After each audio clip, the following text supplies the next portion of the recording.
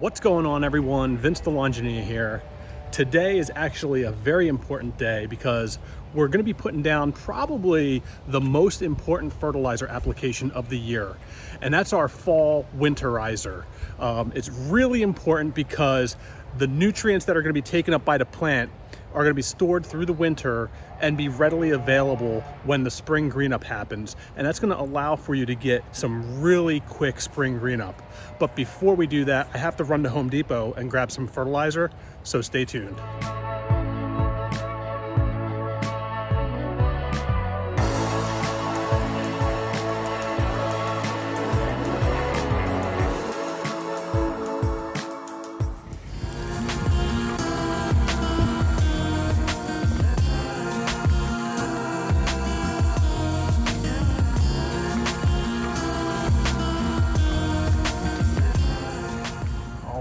I think there's not much selection here.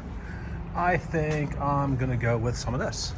All right, Turf Builder, Scotch Winterguard, 5,000 square feet, so I'll need 2 of these bags. Let's see the analysis. All right, we have an analysis of, let's see, this is a 32, 10, I guess this is, actually there's no phosphorus, so this is probably a 32-0-10. The 6% is sulfur. All right, so that's what we're gonna go with. 2 of these, that'll do it. All right, so this is what we're gonna be applying today. Best time to apply, just so you know, late fall, but before the ground freezes. You don't wanna be throwing fertilizer down on frozen ground, so make sure you get this down when the soil is moist, when it's damp, but not frozen. So one of the things you want to consider when putting down a fall application like this is you want to make sure you're cleaning up all the leaves. You don't want to be putting fertilizer down on top of a bunch of leaves. You really want the fertilizer to get down to that soil layer, that root zone layer.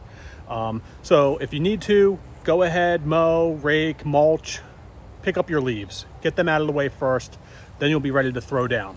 The next thing you want to make sure you're doing is watering it in, especially if you're buying a product that has water-soluble products like urea-based nitrogen.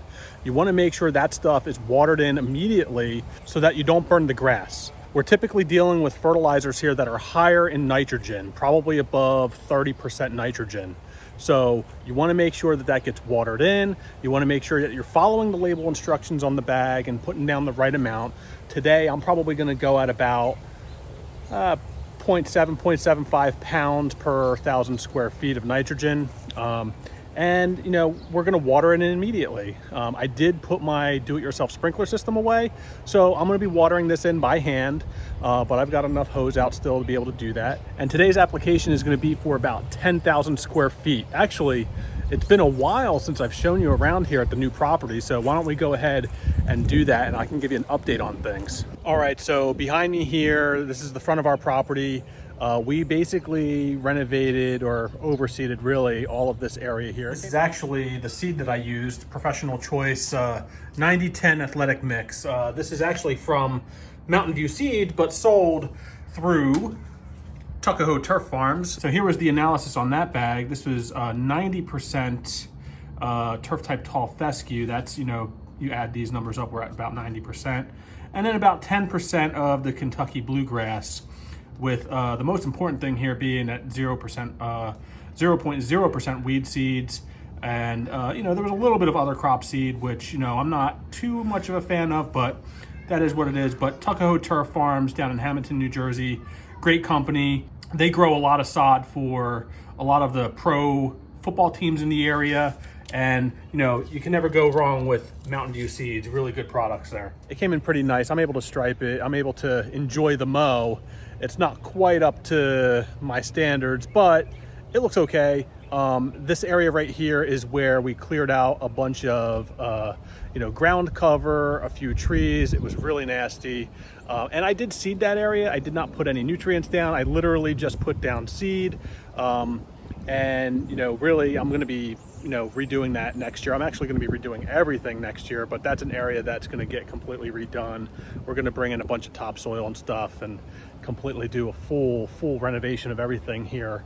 Over on the other side here, this is where we had a lot of the trucks from the tree clearing.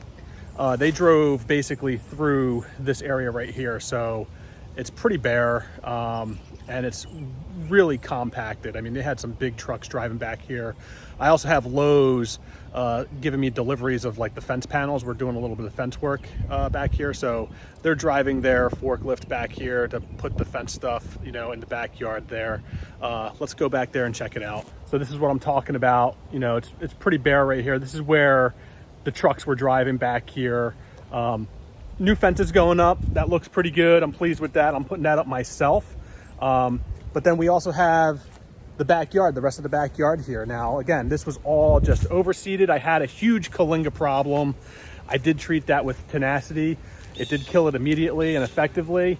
And then I just overseeded everything. We had, you know, here's a tree right here that was removed. Here's another tree right here that was removed. There were a few other trees that were removed.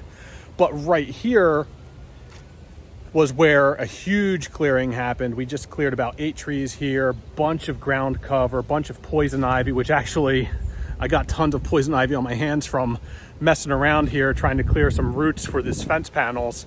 But you know, this is about total about 14,000 square feet when you consider these areas. Now for today's application, I'm only going to treat for about 10,000 square feet because that's really all we have that's actually grass. So let's go ahead and throw some down.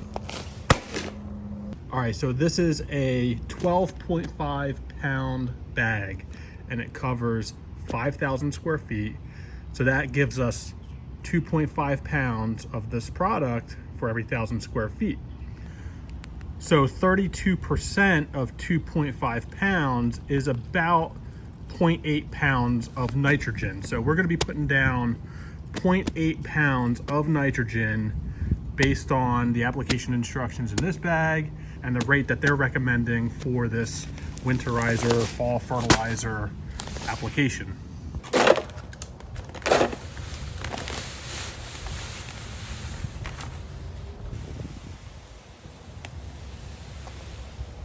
So whenever I'm doing a fertilizer application, I always start with a trim pass. I go around the entire property with a trim pass, and then I'll start walking in a grid pattern. What I mean by that is I will start walking north and south in one pass, and then I'll come back and walk east and west in another pass just to make sure I get good, even, and adequate coverage, and I make sure that I spread the fertilizer out as evenly as possible to make sure I'm getting that perfect application rate of that 0.8 pounds per 1,000 square feet of that high nitrogen fertilizer. So when you're making your passes, you want to make sure you're throwing fertilizer back to the wheel marks of the previous pass. That's going to ensure that you get that good, adequate coverage. It's always about getting that good, adequate, and even coverage. And when you're done, it's time to blow off the sidewalks, blow off your driveway, get all that fertilizer back into the grass, and then set up your sprinkler systems and make sure that you get this application watered in. It's important to get this fertilizer application watered in. And there you have it. I'll leave a link to a few other videos that you might be interested in. Please go check them out. If you like this video, please give it a thumbs up, subscribe, and thank you for joining.